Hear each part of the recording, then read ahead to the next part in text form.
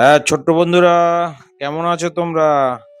আজকের যে গল্পটি তোমাদের শোনাবো সেটি একটা জাতক কাহিনী থেকে। গল্পটির নাম হলো শেরিবান ও শেরিবা। আজ হতে 4 যুগ আগে শেরিরা রাজ্যে শেরিবান ও শেরিবা নামে দুজন ফেরিওয়ালা বাস করত। একদিন শেরিবান শেরিবাকে সঙ্গে নিয়ে অন্ধরূপ নগরে বাণিজ্য করতে গিয়েছিলেন। শেরিবা খুবই অর্থলোভী ছিল। সেই নগরে গিয়ে কে কোন রাস্তায় ফেরি করে বেড়াবেন তা ভাগ করে নিয়েছিলেন। ঠিক হয়েছিল একজন এক রাস্তায় ফেরি করার পর অন্যজন সেই রাস্তায় ফেরি করতে পারবেন। পূর্বে সেই অন্ধরূপ নগরে সম্পত্তিশালী এক শ্রেষ্ঠী পরিবার বাস করত।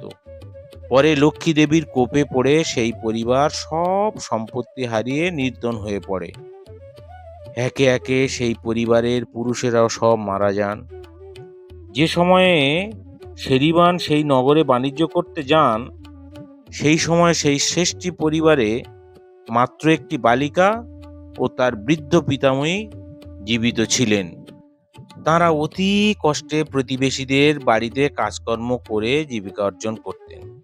অতীতে সৌভাগ্যের সময় বাড়ির কর্তা যে সোনার থালায় ভোজন করতেন সেটি তখনও ছিল, কিন্তু দীর্ঘকাল সেটিকে ব্যবহার না করায় এবং অন্যান্য ভাঙা বাসনপত্রের সঙ্গে থাকায় সেটির উপর এত ময়লা জমেছিল যে সেটি সোনার পাত্র বলে চেনা যেত না। একদিন লোভী ফেরিওয়ালা শেরিবা কলসি কিনবে কলসি কিনবে বলতে বলতে সেই শ্রেষ্ঠীদের বাড়ির পাশ দিয়ে যাচ্ছিল। তখন সেই পরিবারের ছোট্ট বালিকাটি তার ঠাকুরমাকে বলল, ঠাকুমা, আমাকে একটা গয়না কিনে দাও না। ঠাকুমা বলল, আমরা গরিব লোক, গয়না কেনার পয়সা কোথায় পাবো? তখন বালিকাটি সোনার থালাটা বার করে তার ঠাকুরমাকে দেখিয়ে বলল, এই থালাখানার বদলে নিলেই তো হয়, ওটা তো আমাদের কোনো কাজে লাগে না। বৃদ্ধা তাতে কোনো আপত্তি না করে ফেরিওয়ালাকে ডেকে বললেন, মহাশয়, এই থালাখানির বদলে আপনার এই ছোট্ট বোনটিকে যা হোক একটা জিনিস দিন। শেরিবা থালাখানি নিয়ে উল্টে পাল্টে দেখে বুঝলো সম্ভবত এটা সোনার থালা, কিন্তু সেটা প্রকৃত সোনার থালা কিনা তা পরীক্ষা করার জন্য একটা সূঁচ দিয়ে তার উপর দাগ কেটে দেখলো। তখন সেটা যে সোনা সেই বিষয়ে তার আর সন্দেহ রইল না। কিন্তু লোভী শেরিবা ভাবলো যে বিনা পয়সায় এটা নেবে, তাই সে সত্য গোপন করে অবজ্ঞার ভান করে বলল, এর দাম কি? এটা সিকি পয়সা, অর্থাৎ 1 পয়সার 4 ভাগের 1 ভাগ দাম কিনলেও ঠকা হয়। এই বলে বাসনখানি সে হেলা ভরে মাটিতে ফেলে দিয়ে চলে গেল। কিছুক্ষণ পরে শেরিবান সেই রাস্তায় ফেরি করতে এলেন। তিনিও শেরিবার মতো একই কথা বলে দাঁড়ে দাঁড়ে ঘুরতে লাগলেন। তা শুনে সেই বালিকাটি তার ঠাকুরমাকে সেই একই অনুরোধ করল। তখন ঠাকুরমা তাকে বললেন, দেখলে তো, এই বাসনটার কোনো দাম নেই, আর কোনো কিছু বদল করার মতো তো আমার কাছে নেই।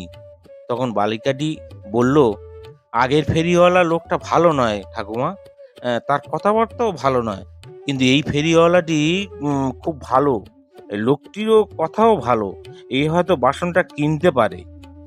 ঠাকুরমা তখন শেরিবানকে ডেকে সেই বাসনখানি দেখালেন। সেটি তাঁর হাতে দিলে শেরিবান দেখা মাত্র সেটি সোনার বলে বুঝতে পারলেন।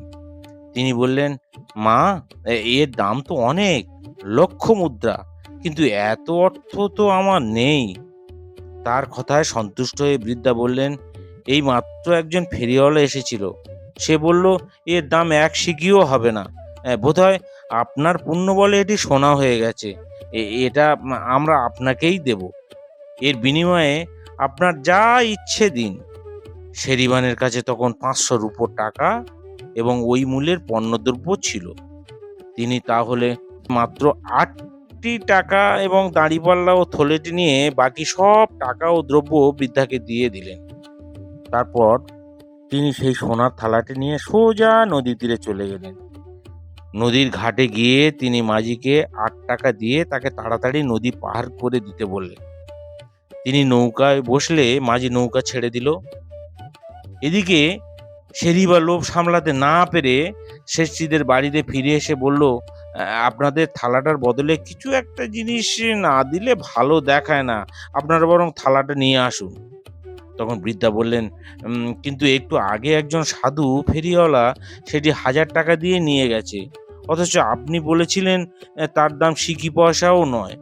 কথাটা শুনে সঙ্গে সঙ্গে পাগলের মতো হয়ে উঠে শেরিবা ছুট দিল।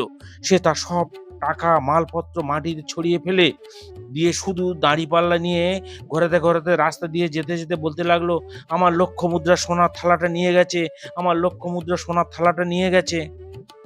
শেরিবানের সন্ধানে সে নদী তীরে ছুটে গেল, কিন্তু গিয়ে দেখলো নৌকা ছেড়ে দিয়েছে। সে ডাকলেও মাঝি নৌকা ফেরালো না। তখন শেরিবা ক্ষুধা, তৃষ্ণায়, শোকে, দুঃখে এতই কাতর হয়ে পড়ল যে তার হৃৎপিণ্ড ফেটে গিয়ে মুখ দিয়ে রক্ত উঠতে লাগলো। সে তৎক্ষণাৎ ওইখানেই প্রাণত্যাগ করল। এইভাবে সে অতি লোভের ফল পেল এবং শেরিবান তার সাধুতার ফল পেল। এই বলে আমি আমার গল্পটা শেষ করছি।